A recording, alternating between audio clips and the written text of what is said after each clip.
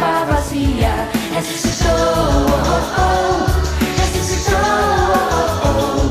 Ressuscitou, oh, oh.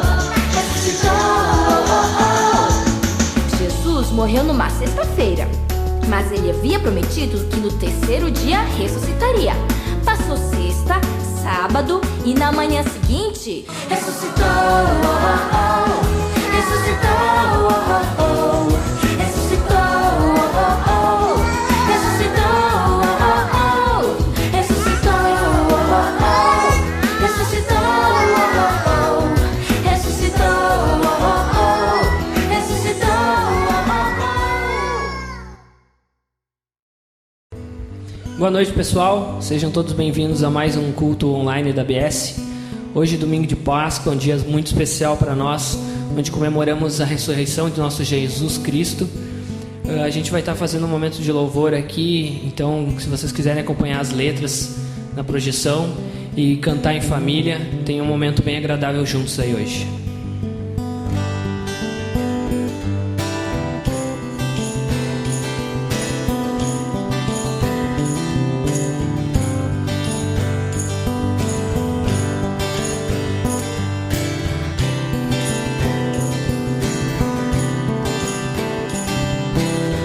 Quebra o pecado e as trevas, cujo amor é tão poderoso. O Rei da Glória, Jesus, o Rei dos Reis.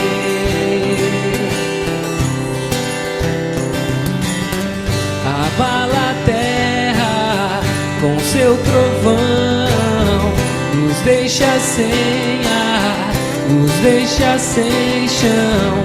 O Rei da Glória, Jesus, o Rei dos Reis. Maravilhosa graça, infalível amor,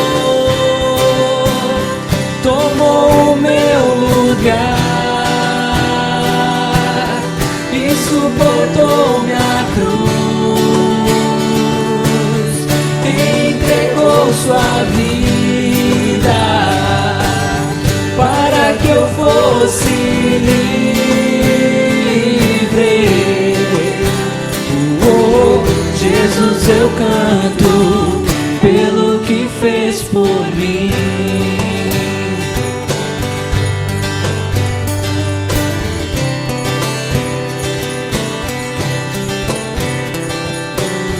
Quem traz o caos de volta à ordem, quem faz dos órfãos filhos e filhas, o Rei da Glória, o Rei da Glória, quem reina no céu com sua justiça, brilha como o sol em sua grandeza, o Rei da Glória, Jesus, o Rei dos Reis. Maravilhosa graça, infalível amor, tomou o meu lugar e suportou minha cruz, entregou sua vida para que eu fosse livre. Oh, Jesus, eu canto pelo que fez por mim. Digno é o Cordeiro de Deus, digno é o Cordeiro que a morte venceu, digno é o Cordeiro de Deus, digno é o Cordeiro que a morte venceu, digno é o Cordeiro de Deus, digno é o Cordeiro que a morte venceu, digno é o Cordeiro de Deus, digno, maravilhosa graça.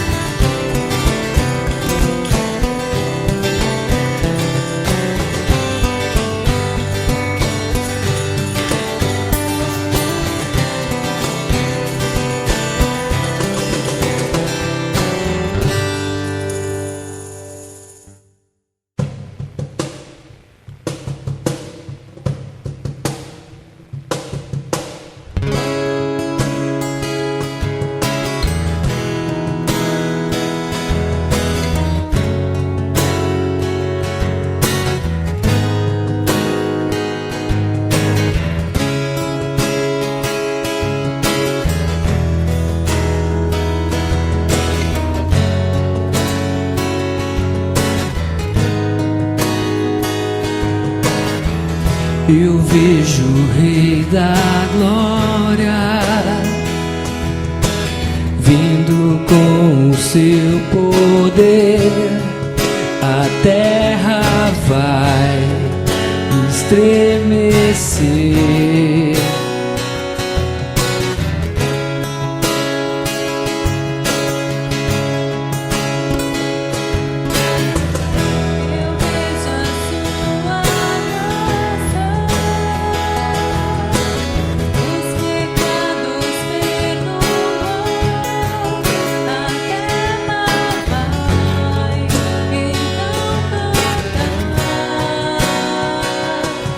Hosana, Hosana, Hosana nas alturas. Hosana, Hosana, Hosana nas alturas.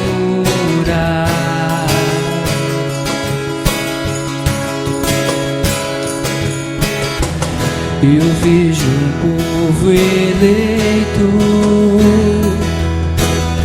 assumindo seu lugar, pra sua fé compartilhar.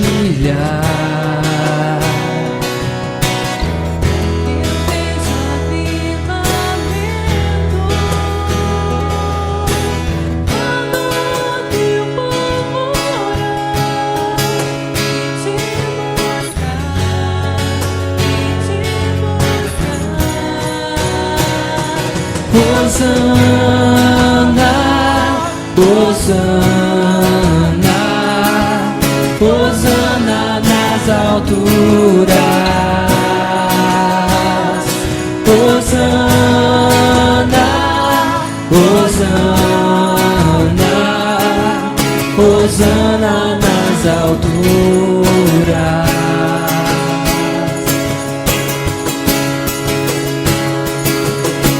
Limpa o meu coração, abre os meus olhos pra que eu possa ver com o amor que tens por mim. Te amo.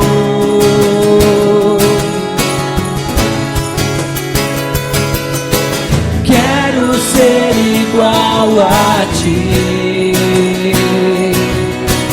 Tudo o que sou é pro teu louvor, pois contigo eu vou viver pra sempre.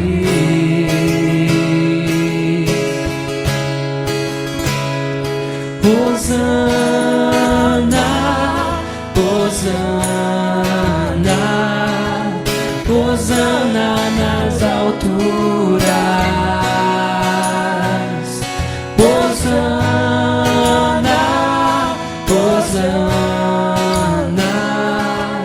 Hosana nas alturas.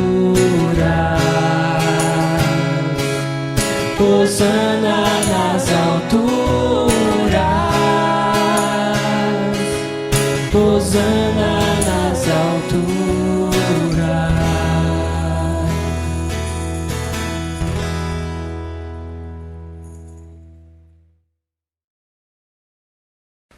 Essa próxima música que a gente vai cantar, o nome dela é Ele Nos Amou Primeiro, uma música que eu escrevi. E o pessoal que frequenta aqui a Aliança já conhece a música há um tempinho. Talvez tenha alguém que está nos assistindo aí que não vai conhecer a letra, né? Mas eu gosto de pensar que essa música, ela, nos versos ali, ela traz de uma forma cronológica, digamos assim, algumas características, alguns feitos de Deus, né? E um dos versos diz assim: enviou o seu filho à terra, que se entregou como cordeiro. Ele nos amou primeiro. Então, isso que a gente está comemorando agora da Páscoa, né? A morte e ressurreição de Jesus, não foi algo que no meio do caminho Deus viu que não ia dar certo no início, que ele, vou ter que mandar então meu filho lá para resolver o problema, né? Mas sim, desde o início Deus já já sabia que isso ia acontecer, né? Já sabia que ia ter que enviar o Filho para pagar o preço por nós, né? E essa palavra cordeiro, né, que a gente também cantou antes na Maravilhosa Graça, a gente chama que Jesus é o Cordeiro de Deus porque quando ele estava lá na cruz, quando ele estava pagando o preço pelos nossos pecados, ele estava lá como um cordeiro, né? Ficou em silêncio lá, sofrendo tudo aquilo que ele estava passando, e ele não reclamou, não contestou a Deus, e estava lá obediente, seguindo a vontade de Deus, né? Então, essas próximas músicas contam um pouco dessa trajetória de Jesus, né? Que se sacrificou por nós na cruz.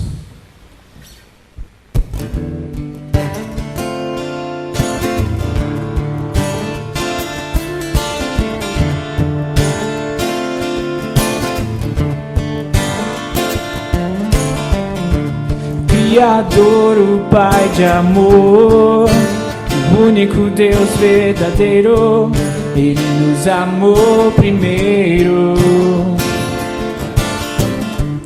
Ele é o meu refúgio, o seu amor não é passageiro.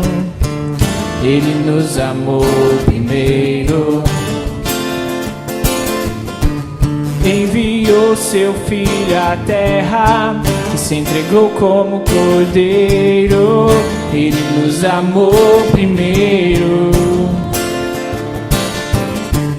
Ele é o Deus poderoso e maravilhoso conselheiro.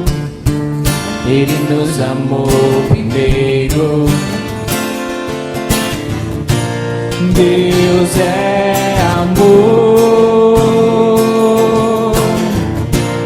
Deus é amor.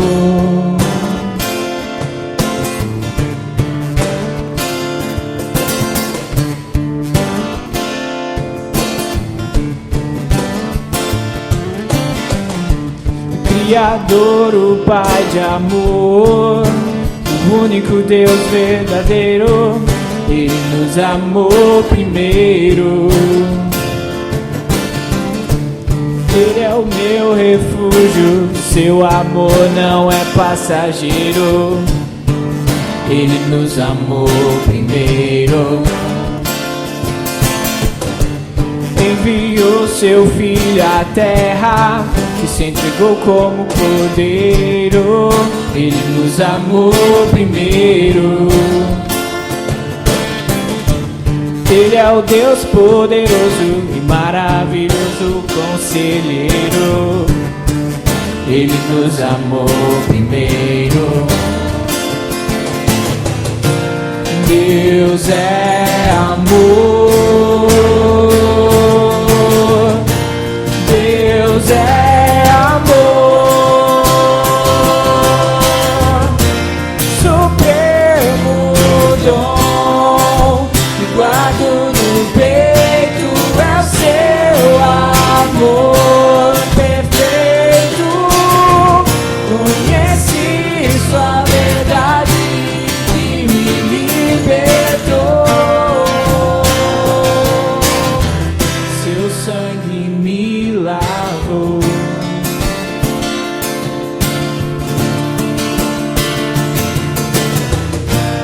Deus é amor. Deus é amor. Supremo dom, guardo no peito é o seu amor perfeito. Conheci sua verdade e me libertou. Seu sangue me lavou.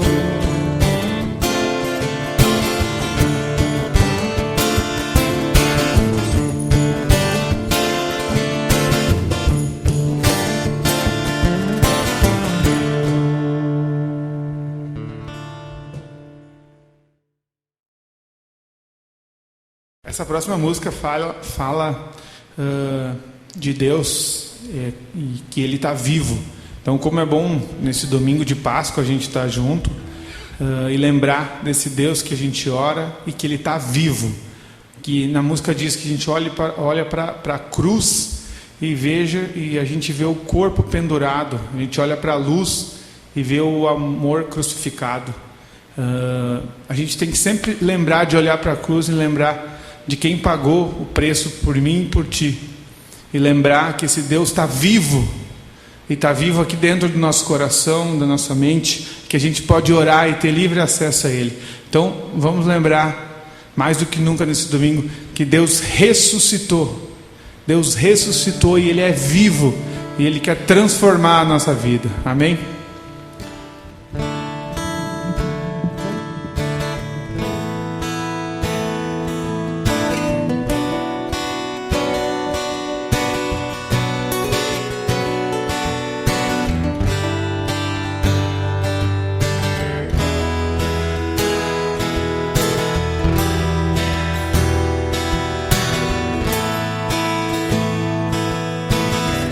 Se Ele não tivesse amado como Ele amou, se não tivesse se entregado como se entregou, se não tivesse caminhado a trilha que andou, não haveria outra chance para quem errou.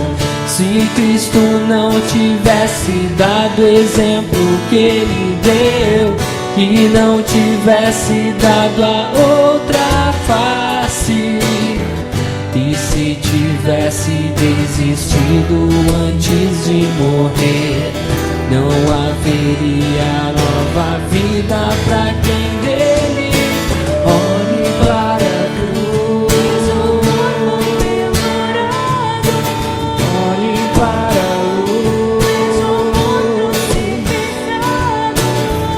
Além da cruz, se Ele não tivesse amado como Ele amou, se não tivesse se entregado como se entregou, se não tivesse caminhado a trilha que andou, não haveria outra chance para quem errou. Se Cristo não tivesse dado o exemplo que Ele deu, e não tivesse dado a outra face, e se tivesse desistido antes de morrer, não haveria nova vida para quem nele crê. Olhe para a cruz, olhe para a luz, mas além da cruz, ressuscitou. Olhe para a cruz, olhe para a luz,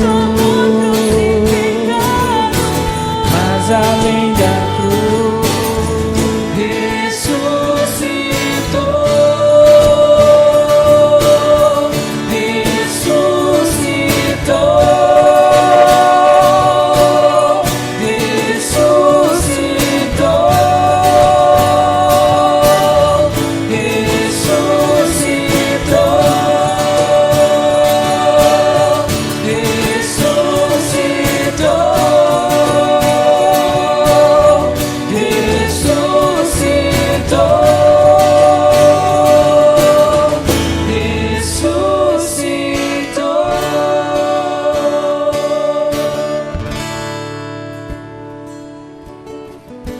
Senhor Deus, obrigado, Pai, pelo Teu sacrifício na cruz por cada um de nós.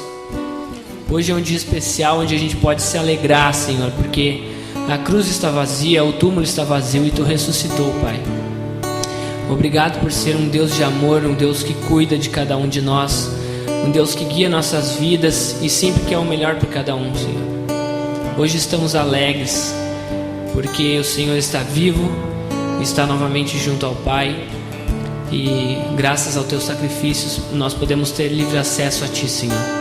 Por isso estamos aqui te adorando, te louvando, engrandecendo o teu nome, Senhor. Te agradecemos em nome de Jesus. Amém.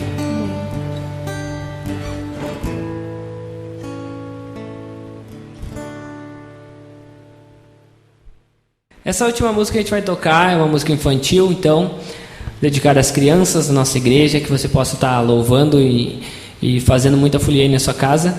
Pode convidar seus pais para fazerem gestinhos e cantarem com vocês. Essa música fala que não foi o coelhinho que morreu na cruz, quem foi crucificado foi o meu Jesus. Então, mais uma vez que a gente esteja lembrando disso, que quem morreu na cruz por nós foi nosso Deus, Jesus Cristo. Então, vamos louvar a Deus com essa música.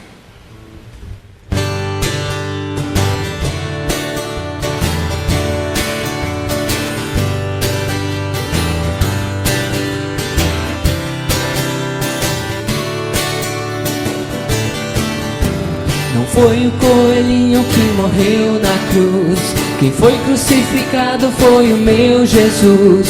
Na sexta ele morreu, mas morto não ficou. Domingo de manhã ele ressuscitou. Não foi o coelhinho quem morreu na cruz, quem foi crucificado foi o meu Jesus. Na sexta ele morreu, mas morto não ficou. Domingo de manhã ele ressuscitou. Na Páscoa comemoram a ressurreição, mas muita gente nem se lembra disso não. Existe muita gente que não dá valor ao grande sacrifício do meu Salvador. Na Páscoa comemoram a ressurreição, mas muita gente nem se lembra disso não. Existe muita gente que não dá valor ao nosso sacrifício do meu Salvador. Não foi o coelhinho que morreu na cruz, quem foi crucificado foi o meu Jesus. Na sexta ele morreu, mas morto não ficou. Domingo de manhã ele ressuscitou. Não foi o coelhinho que morreu na cruz, quem foi crucificado foi o meu Jesus. Na sexta ele morreu, mas morto não ficou. Domingo de manhã ele ressuscitou. Domingo de manhã ele ressuscitou. Domingo de manhã ele ressuscitou.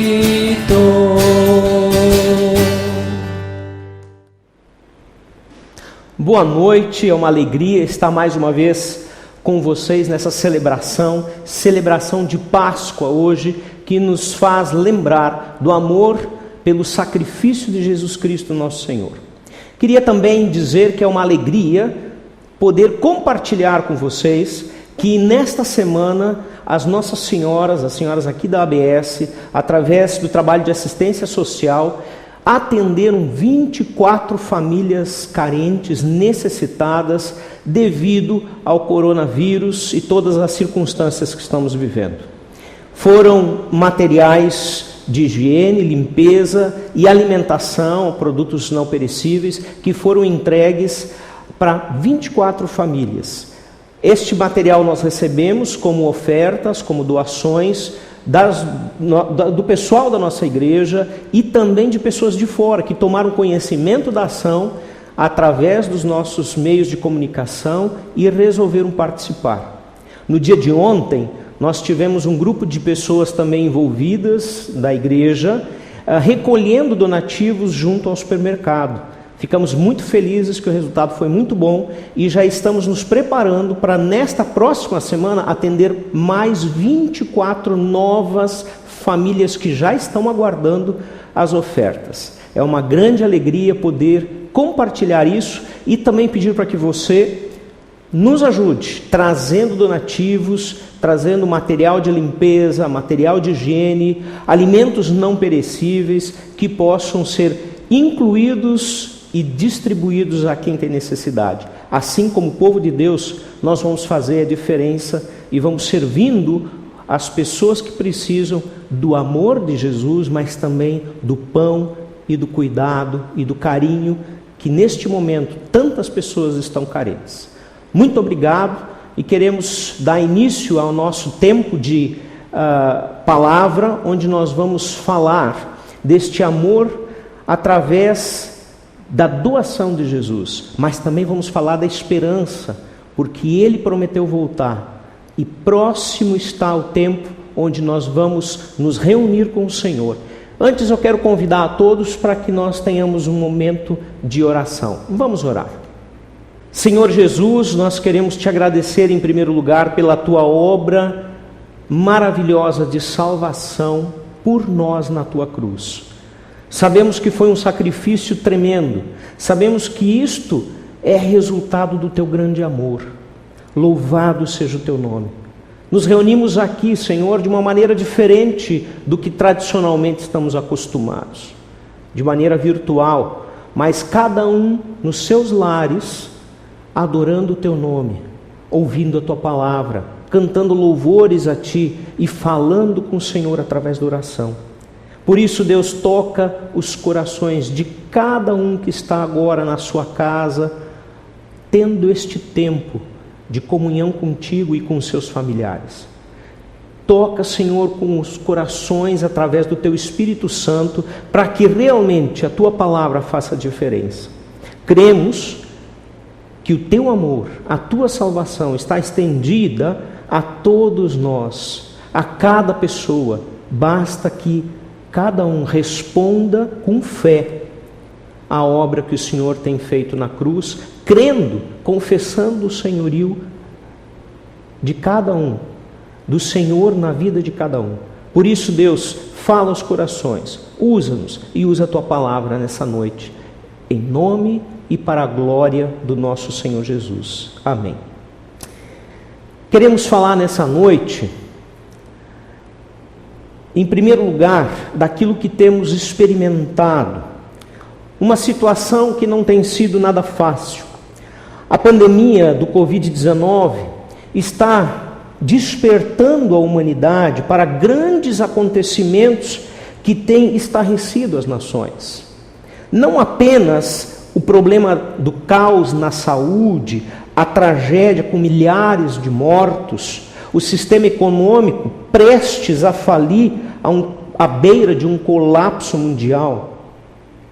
Nações estão se unindo para achar soluções globais de unificação. Fala-se em unir moedas numa só, em união de religiões, de governos, enquanto outros levantam acusações e ameaças, criando um clima de instabilidade e de insegurança em todo o planeta. A China, que foi o epicentro da pandemia, ao invés de aparecer enfraquecida no cenário mundial, de repente emerge como um possível nova potência mundial. E o seu governante soberano, Xi Jinping, faz discurso de autonomia, de autossuficiência e até mesmo de dominação mundial. Estas coisas nos preocupam. Estas coisas têm trazido a nossa mente, para aqueles que estão familiarizados com as profecias do Apocalipse, um sonoro alerta para indicar que estamos muito perto, mas muito perto mesmo, talvez daquilo que seja a última odisseia humana nesta terra. Assim cabe a nós, povo de Deus, anunciar que a salvação ainda é possível, ela ainda está disponível para quem quiser recebê-la, porque pela obra de Jesus Cristo, pela sua graça, pelo seu amor imerecido por nós, Ele estende a salvação. No entanto, é muito necessário que nós anunciemos a verdade absoluta do único Salvador capaz de lhe dar a vida eterna. E a verdade absoluta é esta: irá com Cristo para a eternidade apenas quem estiver preparado. E essa noite é exatamente isso que eu gostaria que você gravasse no seu coração. Que somente irá com Cristo para a eternidade aquele que já se preparou e que recebeu o amor de Cristo em seus corações. Duas coisas nós precisamos prestar atenção. Como está o nosso coração? Estamos preparados? E a outra é: o tempo que vivemos é o tempo oportuno? Você já pensou como será a sua eternidade? Você tem dúvidas da vida eterna com Deus? Será que Jesus voltará em breve? Para responder estas e indagações semelhantes a estas, que são tão inquietantes, nós vamos analisar o que a Bíblia diz a respeito das duas vindas de Cristo ao mundo e a urgência da preparação de cada um para estas vindas. Em primeiro lugar, em sua primeira vinda, Jesus veio como o servo sofredor, o Cordeiro de Deus. Isto já aconteceu, e lembramos este evento e essa situação quando comemoramos inclusive o Natal. Quero ler para todos que estão assistindo no Evangelho de João, capítulo 1, versículo 29, que nos diz o seguinte: no dia seguinte, João viu Jesus aproximando-se e disse: vejam, é o Cordeiro de Deus que tira o pecado do mundo. Agnus Dei, esta é a expressão sacral do latim que se refere a esta maravilhosa frase do predecessor do Messias, ou Cristo, que foi João Batista. Ele que disse essa frase ao ver Jesus se aproximando para o seu batismo. Mas o que mesmo João Batista quis comunicar, atribuindo este cognome a Jesus Cristo, o Salvador? Agnus Dei, o Cordeiro de Deus, que tira o pecado do mundo. Para compreendermos corretamente, eu quero passear por dois outros eventos da história do Antigo Testamento que vão nos ajudar a elucidar e ter clareza a respeito desta expressão tão magnífica do João Batista. Eis o Cordeiro de Deus que tira o pecado do mundo. Começo com a história que segue ao relato majestoso da criação. Sim, a queda do homem que vivia num paraíso de satisfação e de realização plena diante da presença de Deus. Nesta história, eu quero concentrar nossa primeira atenção. O homem, ele tinha tudo o que precisava, absolutamente tudo, ou mesmo que pudesse vir a pensar em ter. Ele tinha o Deus Criador à sua disposição num relacionamento íntimo e supridor. Que maravilha! Era esse o Deus que ele tinha e o Deus que ele vivia. Tudo Deus criou para o bem e a alegria do homem, e era assim que ele vivia. Mas certo dia, tudo mudou. Havia um único impedimento no paraíso. O homem podia comer de todas as árvores do jardim, podia se saciar e satisfazer. Mas Deus deixou uma ordem em Gênesis 2, 16 e 17, que dizia o seguinte: e o Senhor Deus ordenou ao homem: coma livremente de qualquer árvore do jardim, mas não coma da árvore do conhecimento do bem e do mal, porque no dia em que dela comer, certamente você morrerá. Existia uma ordem muito clara nesta palavra do Senhor: não coma. O homem podia se saciar de tudo que havia no jardim, mas não podia tocar e comer da árvore do conhecimento do bem e do mal. A consequência também era muito clara, porque se dela comerdes, certamente você morrerá. Quem disse isso?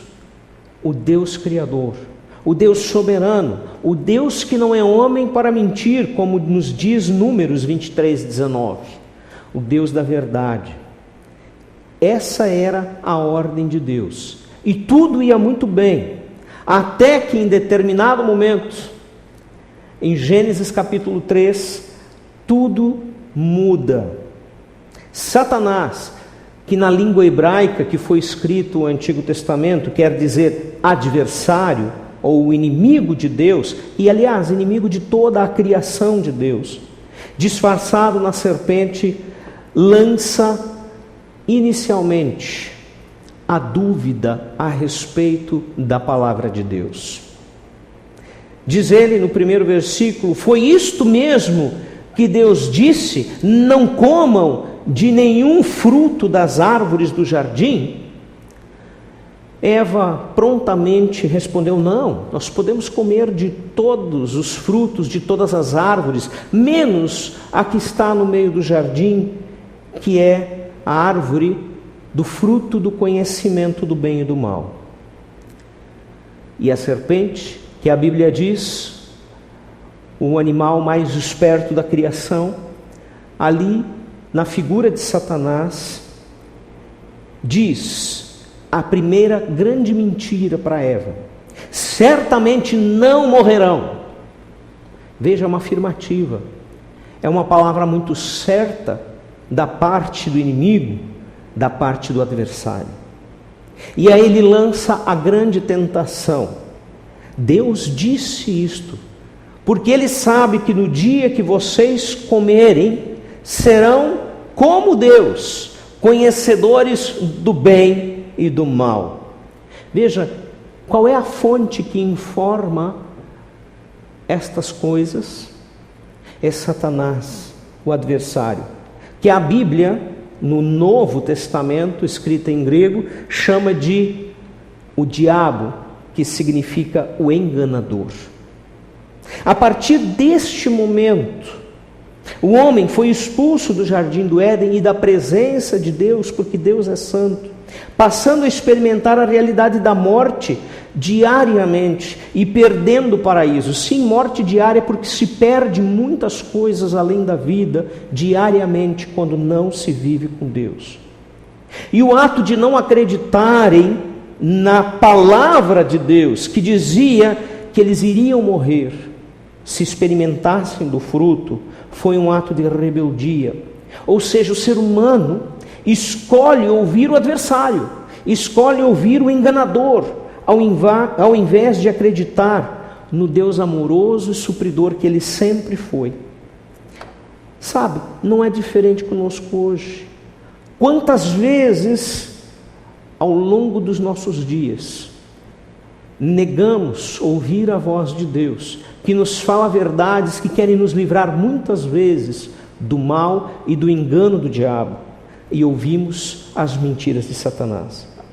Bom, a partir dessa dívida com Deus, porque eles pecaram contra Deus, passamos a necessitar, todos nós, de um resgatador, porque todos nós, igualmente Adão e Eva, ouvimos o enganador e não a palavra do Deus Criador. Afinal, nada no ser humano é capaz, absolutamente nada é capaz de pagar a culpa do pecado, porque a consequência do pecado era a morte, e nós só poderíamos pagar com a nossa extinção. Por isso precisamos do Salvador. Mas, em seu infinito amor e graça, Deus promete um Salvador, o Messias, já logo de início, assim que a situação acontece. No versículo 15 do mesmo capítulo, que fala da história da queda, ele diz: porém inimizade entre você e a mulher, entre a sua descendência e o seu descendente. Este lhe ferirá a cabeça e você lhe ferirá o calcanhar. Deus deixando claro que aquilo que Satanás fez não ficaria desta forma, e que ele seria destruído pelo Filho de Deus, ainda que Satanás, a serpente, ferisse o seu calcanhar, a sua cabeça seria totalmente esmagada. A segunda história do Antigo Testamento que nos ajudará a compreender melhor o significado da obra de Cristo é a primeira Páscoa. e vamos falar, sim, da Páscoa dos judeus. Depois de 430 anos de escravidão no Egito, conforme Êxodo 12:40, Deus ouve o clamor do seu povo Israel e envia um libertador. E esse libertador é Moisés. Moisés é enviado a Faraó em nome de Deus e ele começa a negociar a libertação do povo.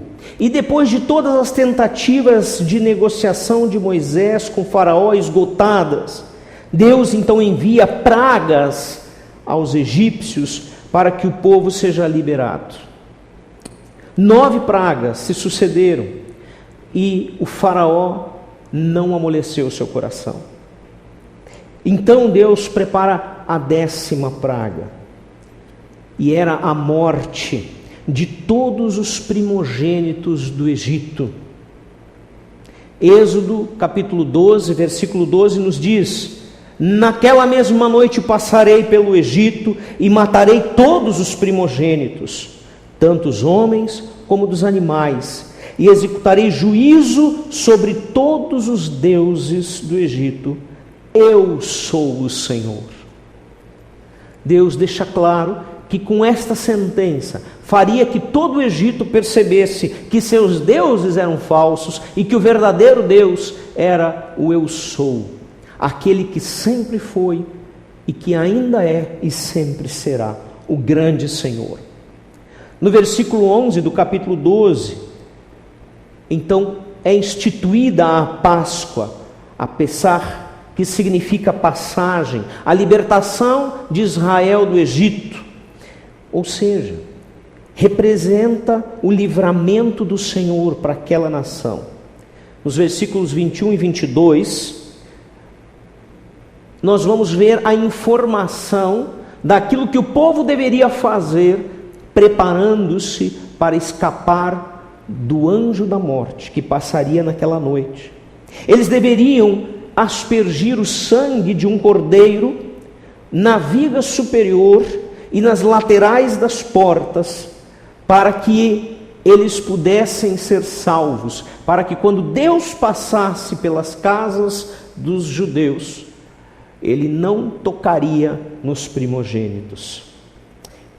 O ato de aspergir o sangue do cordeiro nas portas era, na verdade, precedido pela fé naquela palavra que Deus deu a Moisés. Porque se eles não acreditassem e simplesmente não aspergissem, não passassem o sangue nos umbrais das portas, eles não teriam a salvação.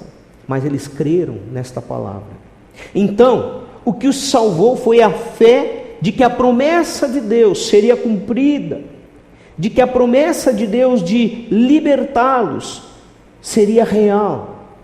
Assim nós podemos dizer que eles acreditaram em Deus e na sua palavra, que aliás difere totalmente da primeira história que nós acabamos de olhar aqui, a do primeiro casal lá no Jardim do Éden, que preferiram crer na palavra ou na história do inimigo. Não é por menos que a Páscoa de Jesus Cristo aconteceu na Páscoa dos judeus, quando estes comemoravam a libertação do Egito, lembravam dessa situação. Jesus é o nosso Cordeiro Pascal. Como disse João Batista, ele é o Cordeiro de Deus que tira o pecado do mundo. Com o seu sangue, ele nos liberta. O autor aos Hebreus, ele apresenta Jesus como o sacerdote que fez o sacrifício perfeito, que não precisa mais ser repetido nunca mais. Em Hebreus 7, 22 a 27, nós lemos o seguinte: Jesus tornou-se por isso mesmo a garantia de uma aliança superior. Ora, aqueles sacerdotes têm havido muitos, porque a morte os impede de continuar em seu ofício. Mas visto que vive para sempre, Jesus tem um sacerdócio permanente.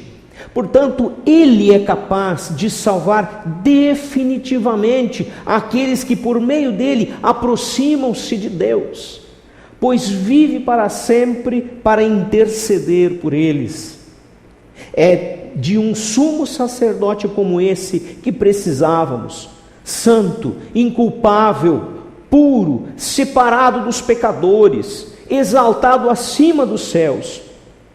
Ao contrário dos outros sumos sacerdotes, ele não tem necessidade de oferecer sacrifício dia após dia, primeiro por seus próprios pecados e depois pelos pecados do povo. E ele fez isso de uma vez por todas, quando a si mesmo se ofereceu em sacrifício. Em João capítulo 14, Jesus prometeu aos seus discípulos que voltaria para nos buscar e nos levar com ele para um lugar maravilhoso que estava preparando para nós. Quando Jesus foi elevado aos céus, Lucas, em seu livro Atos dos Apóstolos, no primeiro capítulo, versículo 11, informa que 2 anjos, depois de os discípulos verem Jesus sendo elevado, garantiram para eles: Galileus, porque estão olhando para o céu, este mesmo Jesus que entre vós foi assunto aos céus, voltará da mesma maneira como vistes subir. Mas temos uma certeza, queridos: ele não voltará mais como servo sofredor, como cordeiro que precisa tirar o pecado do mundo, porque ele já venceu a morte, e lhe foi dado todo o poder e a autoridade sobre a morte. Na sua segunda vinda, ele virá como Rei da Glória, o Leão de Judá. Mateus capítulo 24, versículo 30, nos diz: então aparecerá no céu o sinal do Filho do Homem, e todas as nações da terra se levantarão e se lamentarão, e verão o Filho do Homem vindo nas nuvens do céu com poder e grande glória. Queridos, era assim, exatamente assim que os judeus esperavam o seu libertador das mãos do poderosíssimo Império Romano. Um rei com poder e grande glória, que iria libertá-los através de um exército poderoso. Mas Jesus era o oposto disso. Ao invés de um palácio real, ele veio ao mundo num estábulo. Ao invés de um berço de ouro, ele nasceu numa manjedoura onde animais se alimentavam. Ao invés de uma grande festa para receber a majestade, para a sua chegada, precisou fugir com sua família para o Egito para não ser morto por Herodes. Montar um cavalo branco, ele não montou. Ao invés disso, entrou em Jerusalém num burrinho emprestado.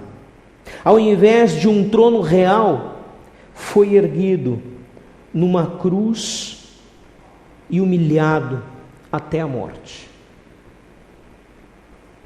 Os judeus não o reconheceram como seu Messias, o Salvador, porque não entenderam que primeiro ele precisava ser o servo sofredor, que ele precisava ser o Cordeiro de Deus que tira o pecado do mundo. Queridos, sua volta é certa, está muito próxima, não tenha dúvida disso. Ele deixou sinais que precederiam a sua vinda como o Rei da Glória, sinais que Mateus, no capítulo 24, descreve um a um. Ele falou de falsos cristos ou falsos mestres salvadores que não poderiam salvar, que se apresentariam lá no versículo 5. No versículo 6 ele fala que guerras e ameaças de guerras estariam acontecendo o tempo todo. No versículo 7 ele apresenta que nações se oporão umas às outras. Terremotos e fome por todo o mundo, ainda no versículo 7.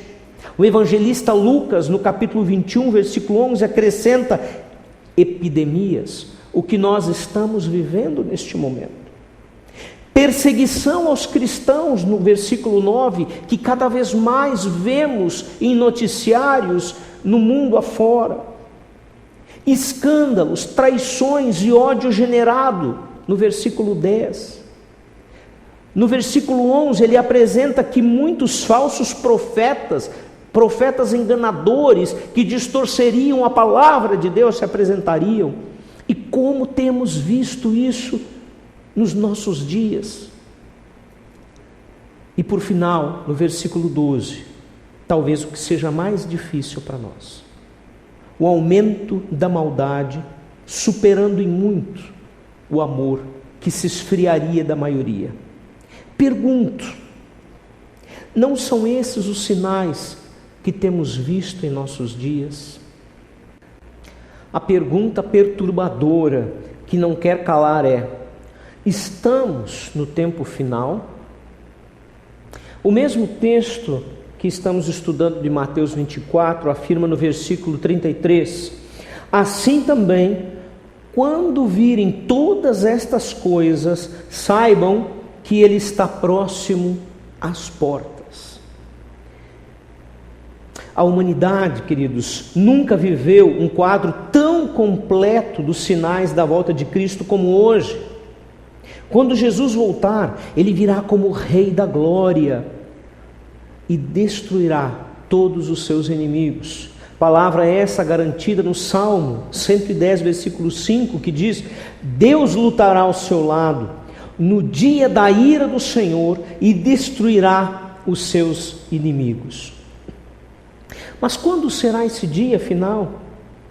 Jesus mesmo deixou claro em Atos capítulo 1, versículo 7, que não nos compete saber o dia, mas nos advertiu dizendo, no versículo 27 do nosso capítulo 24 de Mateus: porque assim como o relâmpago sai do oriente e se mostra no ocidente, assim será a vinda do Filho do Homem. O apóstolo Paulo, em 1 Tessalonicenses, capítulo 5, versículo de 1 a 4, nos orienta de que a vinda de Jesus será uma surpresa tão grande, como é grande a surpresa de um assalto, quando um ladrão vem a nós e nos rouba. E em nosso texto base, Jesus finaliza afirmando, no versículo 42, portanto, vigiem, porque vocês não sabem em que dia virá o seu Senhor.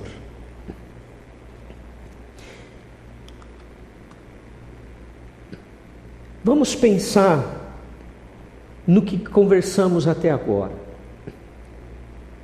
A oferta de seu sacrifício de Jesus pelo pecado da humanidade fez dele o Deus capaz de receber na vida eterna, totalmente de graça, aqueles a quem Ele ama. Não é o que nós podemos fazer, mas é o que Ele fez por nós. A salvação não depende de nada do que você faça, de nada do que você deixe de fazer. A salvação depende unicamente da obra de Cristo por você e por mim. Deus tomou a iniciativa de pagar o preço pelo pecado. Lá no Éden, da mesma maneira, nós podemos ver a salvação acontecendo. No versículo 21 do capítulo 3 de Gênesis, nós lemos: o Senhor Deus fez roupas de pele e com elas vestiu Adão e sua mulher. A nudez representava a exposição, a vergonha. A vergonha do pecado, ela estava agora exposta. A vergonha de não seguirem a palavra de Deus. A reação foi imediatamente esconder-se, omitir, ocultar, enganar o Deus Criador. O versículo 8 nos mostra isso, que eles se esconderam entre as árvores. A solução do homem foi totalmente insuficiente. quando o versículo 7 nos informa que com folhas de figueiras fizeram para si vestes para cobrirem a nudez. Ora, uma solução totalmente insuficiente. Mas a solução de Deus, essa sim, foi a solução definitiva. Ele fez roupas de pele de animal para vestir a vergonha do primeiro casal que decidiu não ouvir a palavra de Deus. Você já pensou sobre isso? Foi o primeiro sacrifício de um animal inocente pelo pecado, pela culpa do ser humano. Deus mesmo mostrou para nós, já no início no Jardim do Éden, como Ele iria nos salvar, sabendo que nós não poderíamos pagar a culpa do pecado. Assim, Ele já apontou para a figura de Jesus Cristo, o Cordeiro de Deus que tira o pecado do mundo. Mas Ele não virá mais como Cordeiro de Deus. Ele não virá mais como servo sofredor, porque Ele já venceu a morte. E agora tem poder de dar a vida a quem Ele quiser e a todo aquele que se entregar para que Jesus seja o seu Senhor. Quando Ele voltar novamente, Ele voltará como grande Rei da glória. Aqueles que estiverem preparados irão com Ele para a eternidade, um lugar onde não haverá mais sofrimento, onde não haverá mais nenhum tipo de dor, onde não haverá mais o pecado e nem mesmo a tentação. Mas aqueles que não estiverem preparados, sim, estes terão que aguentar a morte eterna para todo sempre. Aqueles, porém, que rejeitarem, receberão o justo castigo da perdição eterna. Fica um desafio para você, meu querido, que talvez está nos assistindo porque foi convidado por um amigo, um parente seu que frequenta a Aliança Bíblica e sugeriu que você assistisse a nossa celebração online dessa noite, domingo de Páscoa. Se Jesus voltasse essa noite, você estaria preparado? Você estaria pronto para ir com Ele? Qual seria o seu destino eterno? A vida com Deus ou a perdição eterna? O que impede você de tomar a decisão por Jesus esta noite? De dizer para Ele: Senhor, eu estou cansado de tentar viver pelas minhas forças e eu preciso de Ti. O que é mais importante do que isso? Já que tudo nesta vida, tudo aqui, neste mundo é passageiro. Romanos capítulo 10, versículo 9 e 10, nós lemos: pois se vocês contarem aos outros com seus próprios lábios que Jesus Cristo é o seu Senhor, crendo do fundo do coração que Deus o levantou dentre os mortos, serão salvos. Porque crendo de coração que um homem se torna reto para com Deus, e com a boca é que ele fala da sua fé aos outros, confirmando assim a sua salvação diante de Deus. Você quer a salvação essa noite? Qual é a sua escolha? Se você quer a salvação essa noite, se você não tem a certeza, e sempre que pensa na eternidade, treme de medo, quando você está diante dos fatos que o mundo, hoje globalizado, nos mostram, as evidências de que o tempo está próximo do fim, você teme porque não sabe onde estará na eternidade, você precisa fazer isso que o apóstolo Paulo falou em Romanos 10, 9 e 10. Falar com a sua boca para Jesus, que vive. E hoje, Páscoa nos faz lembrar isso. Ele ressuscitou. Ele não está morto. Ele vive e ouve a sua oração. É isso que você precisa fazer nesta noite. Falar para aquele que vive, Eu me rendo para que o Senhor seja o meu Senhor absoluto e assim também o meu Salvador. Ele está pronto para ouvir você. Se você quer fazer isso nessa noite, eu peço que você me acompanhe na oração que eu vou fazer. Faça esta oração, repetindo ela em voz alta aí onde você está, mas para Deus, não para mim. Diga para Ele que você se rende, que você quer que Ele seja o governador da sua vida, o Rei glorioso da sua vida, da sua existência. Faça isso neste momento, assim como você está. Vamos orar e entregar a vida para Jesus. Diga a Ele: Senhor Jesus, eu reconheço que sou um pecador e que preciso da Tua salvação. Senhor Jesus, eu reconheço que até aqui tenho vivido a minha vida distante dos Teus princípios. Não tenho me preocupado com aquilo que o Senhor diz na Tua palavra. Peço que o Senhor me perdoe e que a partir de agora, pelo Teu sangue derramado na cruz, limpe os meus pecados, purifique a minha vida e traga salvação ao meu coração. Senhor, eu me entrego a Ti e peço que Tu sejas o meu Senhor e Salvador absoluto. Rejeito, em nome de Jesus, toda obra maligna sobre a minha vida e tudo aquilo que até aqui fiz, que foi contra os Teus preceitos, os Teus ensinamentos. Me arrependo de cada uma delas e digo: Jesus, a partir de agora, eu sou Teu. Amém, Senhor. Que o Espírito Santo possa conduzir a sua vida, porque se você fez esta oração para Jesus, nessa noite, Ele entrou em seu coração e Ele vai conduzir a sua vida e os seus passos. Busque a orientação de pessoas que já têm andado com o Senhor. Talvez aqueles que te convidaram hoje para assistir esta mensagem.